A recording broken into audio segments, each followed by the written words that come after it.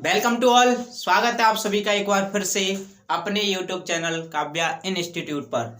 जैसा कि कल की क्लास नहीं हो पाई थी, तो आज हम इलास्टिसिटी का पार्ट नंबर 3 करने जा रहे हैं, जिसमें बोलूँ तो आज इलास्टिसिटी का एंड गेम है। क्या है? आज इलास्टिसिटी को पूरी तरह से खत्म कर देंगे, जिसमें से 2-4 टॉपिक बचे हैं। आज हम प्रत्यास्थता को खत्म करके कल न्यू चैप्टर स्टार्ट करेंगे। तो स्टार्ट करने से पहले जिसने चैनल को सब्सक्राइब नहीं किया वो सब्सक्राइब कर ले, बेल आइकन प्रेस कर ले, जिससे आने वाले नोटिफिकेशन की जानकारी सबसे पहले प्राप्त हो। अगर किसी भी स्टूडेंट ने टेलीग्राम चैनल को ज्वाइन नहीं किया है तो टेलीग्राम चैनल को ज्वाइन कर ले, जिससे क्लास के रिगार्डिंग कोई भी इंफॉर्मेशन, जानकारी या सूचना मिलती है तो वो हमारे टेलीग्राम चैनल पे मिलती है। तो क्लास को स्टार्ट करते हैं। आज हम पढ़ने वाले हैं इलास्टिसिटी में। लास्ट क्लास में मैंने प्रत्यास्थता गुणांक की बात की थी। किसकी? प्रत्यास्थता गुणांक की। कि आखिर में प्रत्यास्थता गुणांक होता क्या है। तो देखो, प्रत्यास्थता गुणांक को समझने से लिए मैंने आपको एक चीज पढ़ाई थी, हुक्स लॉ। क्या पढ़ाया था? हुक्स लॉ, हुक का नियम। हुक का नियम ये कहता था कि प्रतिबल जो मेरा स्ट्रेस है वो समानुपाती होता है स्ट्रेन के, यानी कि विकृति के। किसके? विकृति के। या मैं कह सकता हूं स्ट्रेस समानुपाती है किसके? स्ट्रेन के। किसके है? स्ट्रेन के। तो एक बात इतनी पता है कि जब भी हम प्रोपोर्शनल साइन को हटाते हैं तो कोई एक नेतांक लगाते हैं, तो हमने यहाँ से अगर कोई प्रोपोर्शनल साइन हटाएंगे तो हम यहाँ पर क्या लगा देंगे? एक नेतांक लगा देंगे। हमने लगा दिया ई। क्या लगा दिया? ई। प्रतिबल बराबर ई विकृति। अब हम यहाँ से ई निकालें तो ई बराबर क्या होगा? प्रतिबल अपॉन विकृति। प्रतिबल अपॉन विकृति। ये क्या होता है? ई होता है प्रत्यास्थता गुणांक। क्या होता है? प्रत्यास्थता गुणांक। यही होता है प्रत्यास्थता गुणांक। ई क्या होता है? प्रत्यास्थता गुणांक। प्रत्यास्थता गुणांक बराबर होता है प्रतिबल बट्टे विकृति, stress upon strain. Stress upon strain क्या होता है? प्रत्यास्थता गुणांक होता है। क्लियर? अगर मैं यहाँ से इसके नोट पॉइंट की बात करूं, नोट पॉइंट है इसकी यूनिट और डायमेंशन को लेकर, इसकी यूनिट एंड डायमेंशन को लेकर। वैसे अगर कोई कांस्टेंट संख्या होती है तो उसका कोई यूनिट एंड कोई डायमेंशन फॉर्मूला नहीं होता है। मैंने आपको यूनिट एंड डायमेंशन पढ़ाया था, उसमें बताया था कि एक शुद्ध संख्या या फिर शुद्ध अपवर्तनांक, और इसकी बात करूं तो कोई भी कांस्टेंट राशि होती है तो उसका कोई यूनिट और डायमेंशन फॉर्मूला नहीं होता है। लेकिन यहाँ पर ये क्या है? यहाँ पर ई बराबर प्रतिबल बट्टे विकृति दिख रहा है, तो विकृति की क्या कोई यूनिट एंड डायमेंशन होती है? विकृति की कोई यूनिट नहीं होती है, और जब यूनिट नहीं होती है तो विकृति का कोई भी डायमेंशन फॉर्मूला नहीं होता है। तो विकृति क्या होती है? क्योंकि विकृति बराबर होता है लंबाई में परिवर्तन बट्टे प्रारंभिक लंबाई। लंबाई में परिवर्तन बट्टे प्रारंभिक लंबाई। तो लंबाई से लंबाई कैंसिल, बराबर क्या? Unit less and dimension less. बचा क्या? बचा हमारा प्रतिबल, स्ट्रेस। स्ट्रेस क्या होता है? एफ अपॉन ए, बल बट्टे एरिया। जब स्ट्रेस बल बट्टे एरिया होता है तो इसकी यूनिट क्या निकलेगी? न्यूटन बट्टे मीटर स्क्वायर।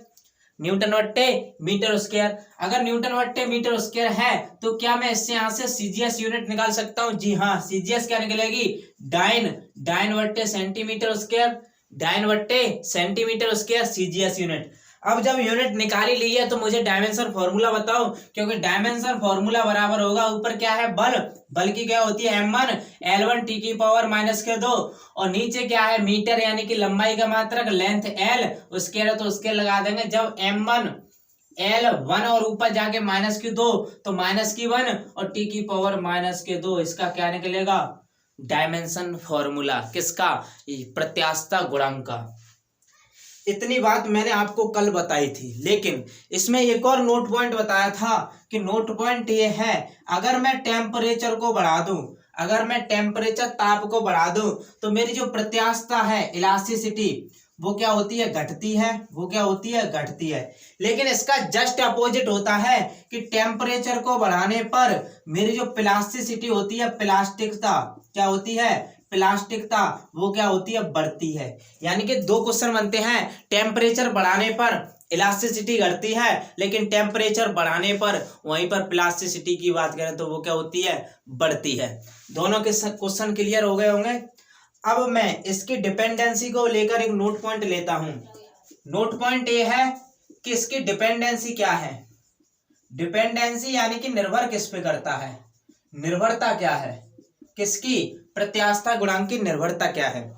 तो आप कह रहे होंगे कि सर ई बराबर प्रतिबल बट्टे विकृति है, तो ई कहीं ना कहीं प्रतिबल और विकृति पे डिपेंड करता होगा। नहीं, ये प्रतिबल यानी कि स्ट्रेस और स्ट्रेन पे निर्भर नहीं करता है। बेशक इसके फॉर्मूले में ई बराबर प्रतिबल बट्टे विकृति है, लेकिन ये प्रतिबल बोलूं तो स्ट्रेस और विकृति बोलूं तो स्ट्रेन पर निर्भर नहीं करता है। Not dependent stress and strain. अब डिपेंड किस पे करता है, डिपेंड ये करता है टेम्परेचर पे। किस पे, टेम्परेचर पे। और नंबर 2 की बात करूं तो सब्सटेंस ऑफ मैटर, वस्तु के पदार्थ पर, वस्तु के पदार्थ पर। दो बातों पर निर्भर करता है, पहला टेम्परेचर और दूसरा बोलूं तो वस्तु के पदार्थ पर ये निर्भर करता है। ये तो बात हो गई इसकी निर्भर की।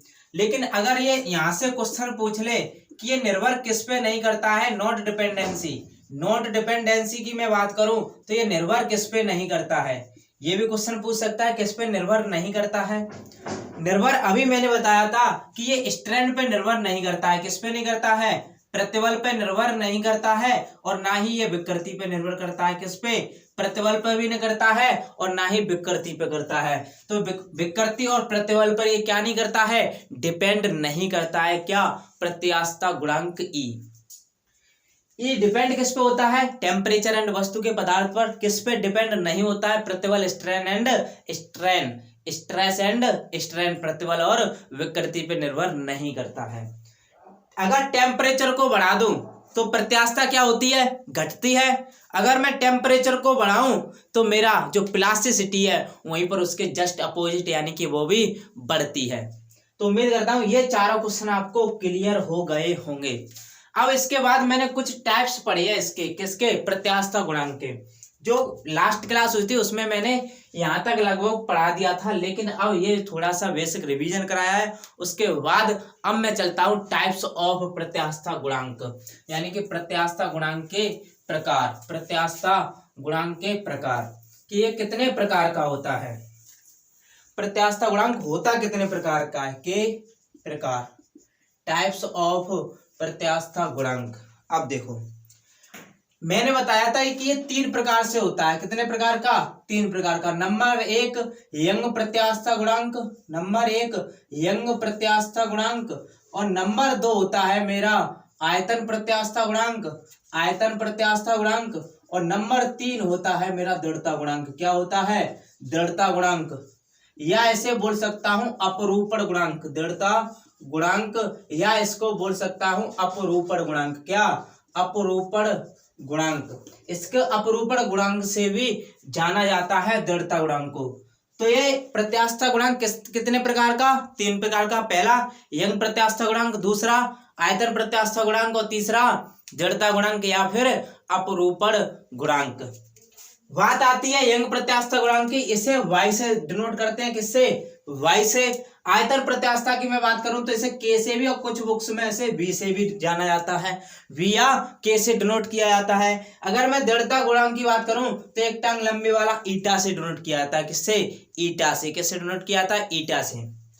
अब मैं यहाँ पर जो पहली बात करूंगा किसकी करूंगा, यंग मॉडुलस, यानी कि यंग प्रत्यास्थता गुणांक की। किसकी करूंगा, यंग प्रत्यास्थता गुणांक की।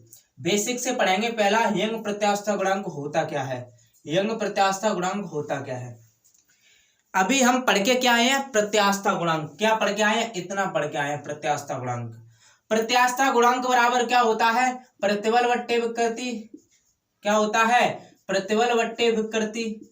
ये तो होता है प्रत्यास्थता गुणांक। लेकिन हम पढ़ क्या रहे हैं, वाई। क्या पढ़ रहे हैं, वाई। जब वाई यानी कि प्रत्यास्थता गुणांक से पहले यंग लगाया तो हम यहाँ पर क्या लगा देंगे, अनुदैर्ध्य। क्या लगा देंगे, अनुदैर्ध्य प्रतिबल बट्टे अनुदैर्ध्य विकृति। क्या लगा देंगे, अनुदैर्ध्य प्रतिबल बट्टे अनुदैर्ध्य विकृति। ये क्या हो गया, फॉर्मूला किसका, यंग प्रत्यास्थता गुणांक का फॉर्मूला।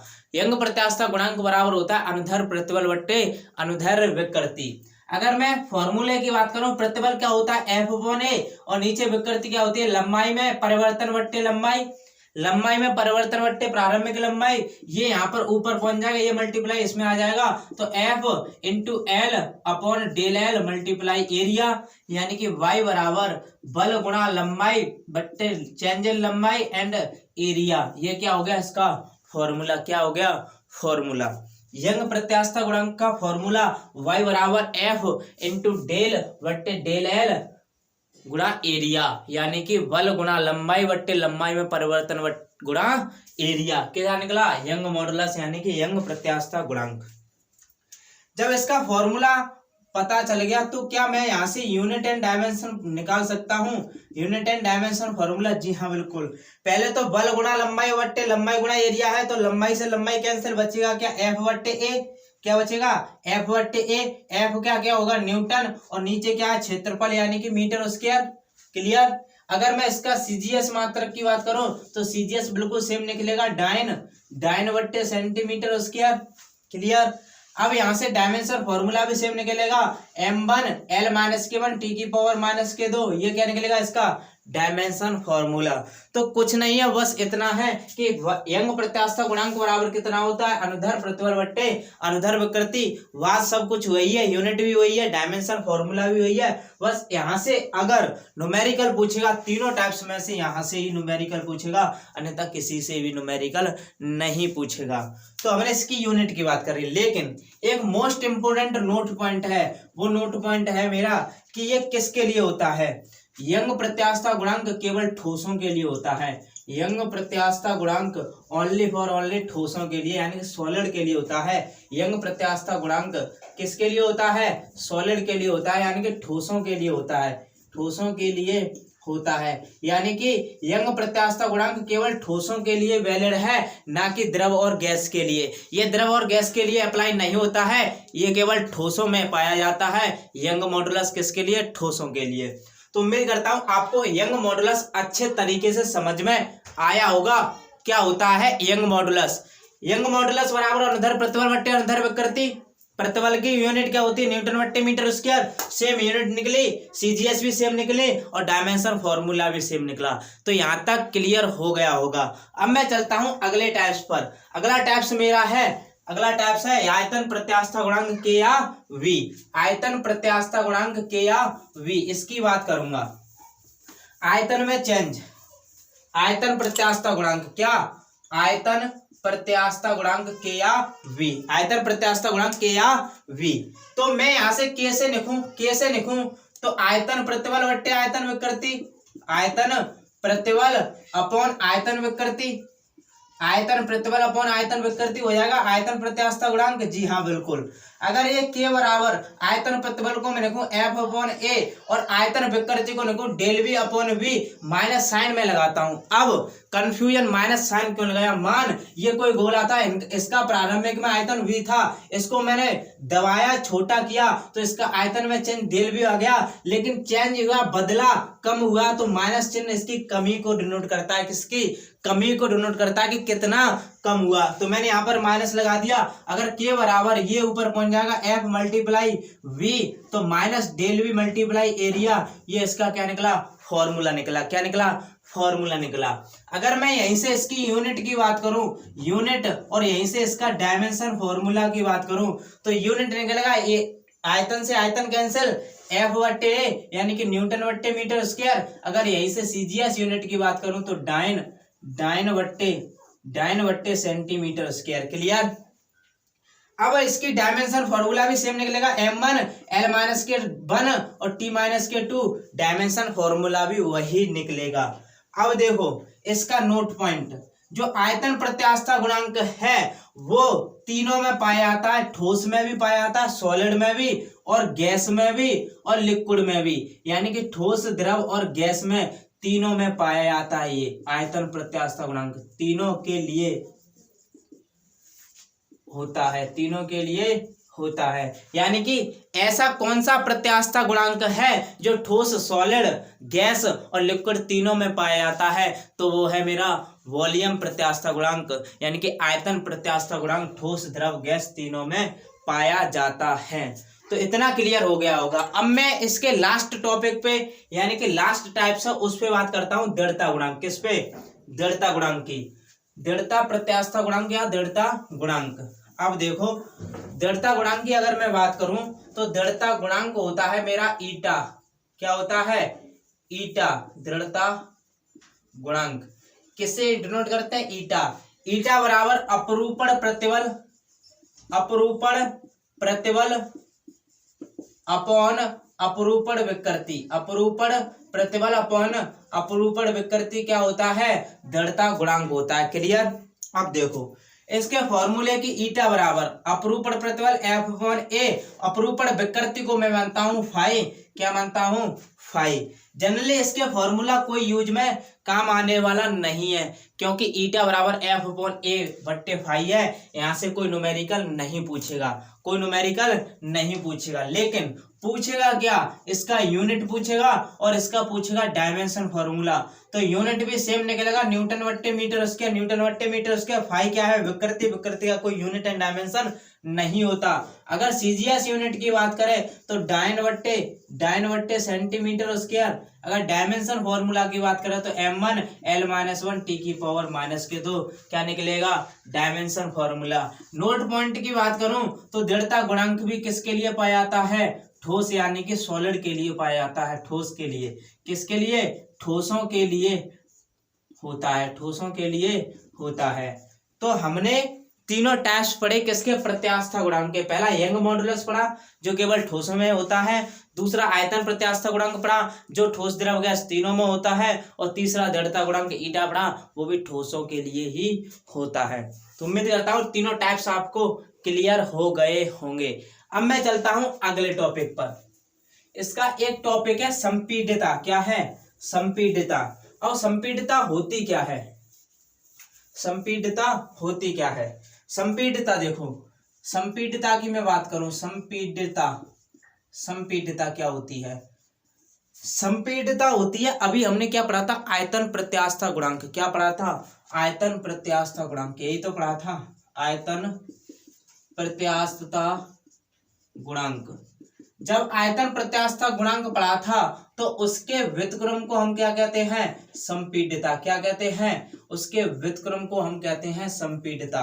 यानी कि आयतन प्रत्यास्था गुणांक के व्युत्क्रम को हम क्या कहते हैं, संपीडिता कहते हैं। जब ये इसका उल्टा है तो इसका क्या, डायमेंशन और यूनिट भी उल्टा होगा, डायमेंशन फॉर्मूला और यूनिट भी उल्टा होगा। जी हाँ, अगर मैं इसकी यूनिट की बात करूं तो आयतन प्रत्यास्था गुणांक का यूनिट न्यूटन बट्टे मीटर स्क्वायर, तो इसका क्या होगा उल्टा, मीटर बट्टे न्यूटन, मीटर बट्टे न्यूटन। अगर मैं सीजीएस यूनिट की बात करूं तो सेंटीमीटर स्क्वायर बट्टे डाइन, सेंटीमीटर स्क्वायर बट्टे डाइन। अगर मैं यहीं पर इसके डायमेंशन फॉर्मूला की बात करूं तो L2 नीचे m1 L1 और t की पावर -2, ऊपर ले जाने पर m की पावर -1, L की पावर 1, दो में से एक गई कितनी, 1, और t की पावर +2 क्या निकलेगा, इसका डायमेंशन फॉर्मूला निकलेगा। तो बस बेसिक सी बात है, संपीडिता तो या तो तुम्हें यूनिट पूछेगा या डायमेंशन फॉर्मूला पूछेगा। तो आयतन प्रत्यास्था गुणांक का उल्टा कर देंगे, यूनिट एंड डायमेंशन निकल आएगा। अब इसका एक टॉपिक है क्या, एक टॉपिक है यहाँ पर, खींचे हुए तार में किया गया कार्य, खींचे गए तार में किया गया कार्य, किया गया कार्य। यानी कि जब मैं एक तार को खींचूं, जब मैं एक तार को खींचूं, मान लो ये मेरा कोई तार है, क्या है, कोई तार है। अगर मैं इस तार को खींचूं तो खींचने में कितना कार्य कर रहा हूं, कितना कार्य कर रहा हूं, कितनी अपनी एनर्जी वेस्ट कर रहा हूं। तो मैं अगर तार को खींचूं तो डायरेक्ट फॉर्मूला होता है W बराबर 1/2 प्रतिबल इंटू विकृति, प्रतिबल इंटू विकृति इंटू आयतन, प्रतिबल बट्टे विकृति इंटू आयतन। ये डायरेक्ट फॉर्मूला पूछा जाता है एग्जाम में कि खींचे गए तार में किया गया कार्य W बराबर 1/2 प्रतिबल इंटू विकृति इंटू आयतन क्या होता है, एक तार को खींचने में किया गया कार्य या खर्च की गई ऊर्जा का फॉर्मूला होता है। यहां तक बात कर ली। अब इसका एक लास्ट टॉपिक बचता है जहां से क्वेश्चन बनते हैं। लास्ट टॉपिक ये है कि पार्श्विक विकृति क्या होता है, पार्श्विक विकृति होता क्या है। तो मैं पार्श्विक विकृति की बात करूं तो पार्श्विक विकृति बराबर होता है यानी कि पॉइजन अनुपात। क्या, पॉइजन अनुपात। पॉइजन अनुपात को मैं इससे सिग्मा से डिनोट करता हूं, किससे, सिग्मा से। पॉइजन अनुपात होता क्या है, पॉइजन अनुपात सिग्मा बराबर होता है पार्श्विक विकृति, पार्श्विक विकृति अपॉन पार्श्विक प्रतिबल, पार्श्विक प्रतिबल, पार्श्विक विकृति बट्टे पार्श्विक प्रतिबल क्या होता है हमारा सिग्मा यानी कि पॉइजन अनुपात होता है। लेकिन क्वेश्चन यहाँ से नहीं पूछेगा, क्वेश्चन यहाँ से नहीं पूछेगा, क्वेश्चन पूछता है सिग्मा की वैल्यू, सिग्मा का मान, सिग्मा का मान पूछता है कि इसका प्रायोगिक मान, प्रैक्टिकली मान क्या होता है। तो जो सिग्मा होता है, सिग्मा का मान 1 से 1/2 के बीच में होता है। या तो ये दे सकता है 1 से 1/2 के बीच में, या फिर ये दे सकता है कि 1 से 0.5 के बीच में। दो क्वेश्चन दे सकता है। सिग्मा का मान पार्श्विक अनुपात या पॉइजन अनुपात का जो मान होता है वो कितना होता है, 1 या 1 से 1/2 के बीच में, या 1 से 0.5 के बीच में इसका क्या होता है मान। या फिर ऐसे कह सकते हैं 1 से 1/2 तक, या 1 से 0.5 तक। तो ये था मेरा इसका आज एंड गेम किसका, प्रत्यास्थता का। क्या प्रत्यास्थता का। आज मोस्टली हमने प्रत्यास्थता को खत्म कर चुके हैं कि प्रत्यास्थता के 3 लेक्चर किए और 3 लेक्चरों में मैंने प्रत्यास्थता को जड़ से खत्म कर दिया। कल न्यू चैप्टर होगा, वो चैप्टर धमाकेदार होगा, विस्कोसिटी। क्या होगा, विस्कोसिटी यानी कि श्यानता। कल न्यू चैप्टर होगा स्टार्ट, तो जुड़े रहिए हमसे। जिसने चैनल को सब्सक्राइब नहीं किया वो चैनल को सब्सक्राइब कर ले, बेल आइकन प्रेस कर ले, और जिससे आने वाले नोटिफिकेशन की जानकारी तुम्हें सबसे पहले प्राप्त हो। तो आज की क्लास यहीं समाप्त करूंगा। तब तक के लिए जय हिंद, जय भारत। मिलेंगे कल की क्लास में।